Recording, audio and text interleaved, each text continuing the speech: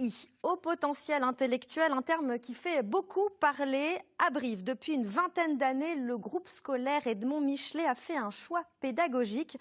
Pas de classe spécialisée. Les élèves dits HPI ou HP sont mélangés avec les autres. Reportage Cécile Descubes, Sébastien Laporte. On vous présente Augustin, 14 ans. Il est en seconde au lycée Bossuet, diagnostiqué HP, donc haut potentiel. Il a sauté la 3e. Cette décision a été salutaire pour lui. En fait, je travaille beaucoup. L'année dernière, j'ai arrêté complètement de travailler parce que je m'ennuyais en cours beaucoup. Mais maintenant, ça va mieux. Le plaisir d'accumuler beaucoup de connaissances, c'est parfois un des traits des profils HP. Augustin est fondu de triathlon, mais surtout... J'adore les mathématiques, les grands nombres, les records aussi. Je les stocke dans un coin de ma tête et ça me satisfait.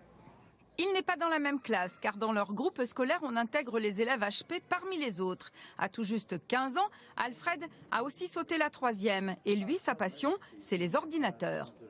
Je les récupère et je les répare quand c'est possible en récupérant des pièces sur plusieurs des ordinateurs. J'en fais un seul fonctionnel. Son cerveau va un peu trop vite. Cela vaut parfois quelques points en moins sur la copie. Je trouve, j'ai le raisonnement qui se fait, mais j'arrive pas à expliquer comment j'ai fait pour arriver à la solution. C'est un des problèmes des HP. Alfred est l'aîné de 4 enfants. La question pourrait se poser un jour pour le reste de la fratrie. Il a fait ses tests chez une psychologue spécialisée et c'est elle qui a préconisé ce saut de classe. Sur le coup, ça m'a fait un peu peur parce que j'ai été surprise. Mais je vois que ça va beaucoup mieux en seconde. Il est beaucoup plus apaisé, beaucoup plus souriant, beaucoup plus épanoui. Il est plus à sa place. C'est Christine Chambon-David qui assure le suivi des élèves HP. Ils sont des enfants qui ont besoin d'être rassurés avec l'école. Nous avons la chance, ils rencontrent dans notre ensemble scolaire des enfants qui leur ressemblent. Et très vite, ils se font des copains. Parce qu'une de leurs difficultés, c'est d'avoir des amis. Une difficulté relationnelle énorme. Dans ce groupe de 2500 élèves, 10% sont haut potentiel, mais ce n'est pas une spécialité, juste un engagement. Et nous accueillons à présent nos invités. Bonsoir Virginie Dexé. Bonsoir. Vous êtes enseignante, formatrice académique pour l'accompagnement des élèves à haut potentiel intellectuel et HPI vous-même. Et en visioconférence depuis Bordeaux, Fabrice Pastor, neuropsychologue à l'Institut IRLES. 10% d'élèves à haut potentiel dans le groupe scolaire Edmond Michelet qu'on vient de voir dans le reportage. C'est plus que ce qu'on recense au sein de la population. Qu'est-ce que vous en pensez, Virginie Dexé? Alors, ce sujet fait polémique. Disons que 10% se rapproche plus de l'expérience que je peux en avoir, même si effectivement 10% ça peut faire bondir les puristes. Mais en fait 10% ça permet, on va dire entre 5 et 10%, ça permet d'englober une frange de haut potentiel qui ont longtemps été mis de côté, qui sont ceux qui ont d'autres singularités, comme par exemple des troubles 10 associés ou d'autres troubles TSA par exemple, et qui effectivement ont un fonctionnement à haut potentiel et malgré tout qui ne peuvent pas toujours franchir le cap des 130, ce fameux cap des 130 de QI. Qu'est-ce que vous diriez, Fabrice Pastor? Plutôt 2% de la population? À mal nommer les choses, on concourt au malheur du monde. Donc le haut potentiel intellectuel, d'un point de vue scientifique, consensuel, international, ça représente un peu plus de 2% de la population générale. La difficulté, c'est que si on essaie de mal jauger et de mal cadrer les choses, on peut y mettre un petit peu n'importe qui. Donc non, en fait, le haut potentiel intellectuel, c'est 2,28% de la population générale, oui. Alors, on va laisser de côté les chiffres pour avancer. Comment on reconnaît un HPI? Qui veut commencer? Allez-y. Allez-y, Fabrice Pastor. Le haut potentiel intellectuel, c'est tout simplement ce que mesure le test. C'est-à-dire qu'on lit beaucoup, dans beaucoup de médias, qu'il y a des caractéristiques qui peuvent mettre en évidence un enfant ou une personne qui présente un haut potentiel. Souvent, ce sont des caractéristiques qui sont des problématiques. Ça peut être, par exemple, des personnes qui sont particulièrement angoissées ou des personnes qui présentent un mal-être. Et donc, on peut parfois se demander si c'est pas un haut potentiel intellectuel.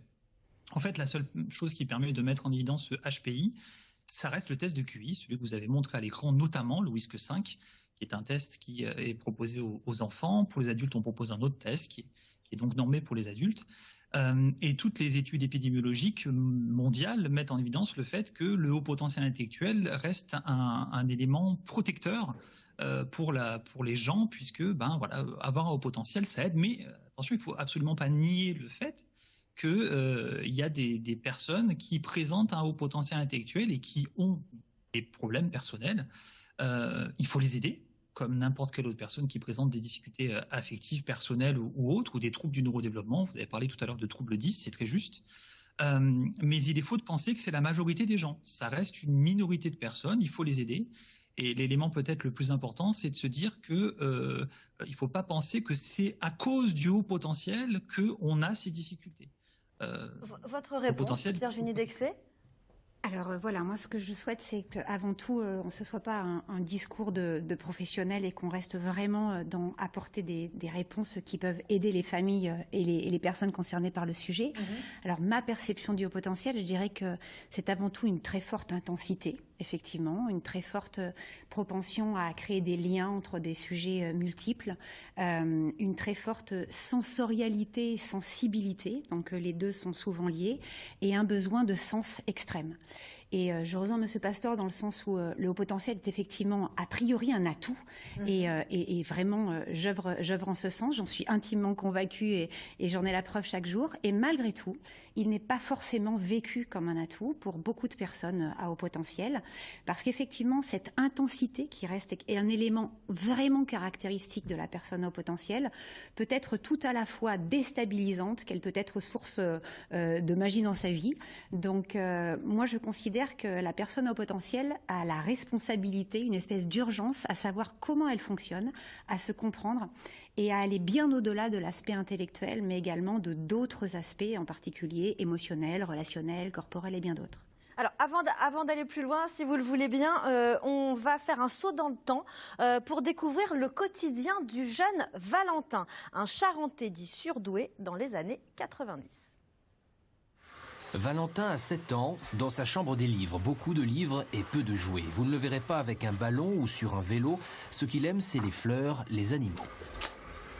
Il me manque les fossiles, roches et minéraux. Ces deux, j'aimerais les avoir. Sa mère est comptable, son père est gendarme. Il y a 2 ans, ils suivent une émission à la télé sur les surdoués, Le Déclic. Ils amènent Valentin chez un psychologue, 2 heures de test. Valentin est à plus de 150 de QI. Et à l'école, t'arrives à discuter de tout ça avec tes camarades? Non, ils s'y intéressent pas. Et ça t'embête? Non, enfin...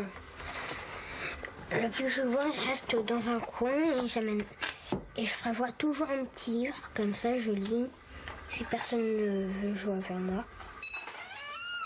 Pour les parents, tout commence ici, dans le cabinet d'un psychologue. Leur enfant est souvent en difficulté scolaire et pose toujours beaucoup de questions. Ce qui est important pour un enfant, comme pour n'importe quel individu, c'est pouvoir de manger à sa faim.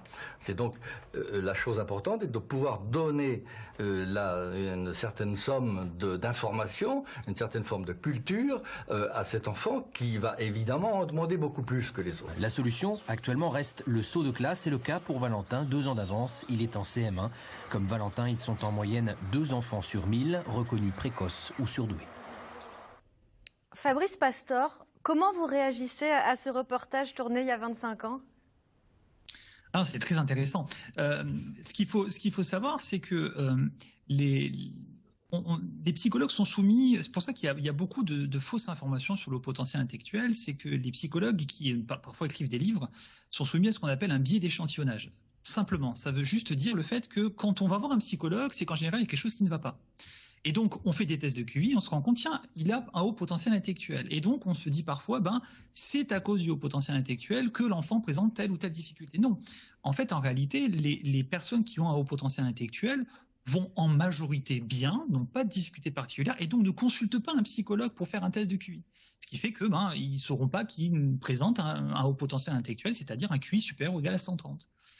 Donc c'est ce biais en fait qui fait que y a des personnes à haut potentiel qui ne vont pas bien et c'est ceux qu'on voit en consultation. Il faut les aider, soit des enfants, les adultes, mais ce n'est pas la majorité des gens.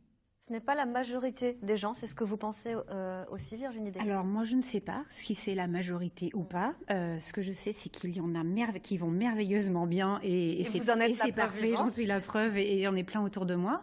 Et malgré tout, pour ceux qui ne vont pas bien, on a besoin d'une approche singulière, une approche qui prend en considération ces spécificités, qui ne se limite pas surtout à l'aspect intellectuel, parce que l'aspect intellectuel, si je vous ai amené un petit objet pour essayer de vous permettre de comprendre en tout cas ma vision des choses, parce qu'on n'est pas d'accord et pourtant il y a plein de scientifiques qui abrogent aussi cette perception des choses aujourd'hui, ce courant nouveau de la compréhension du sujet.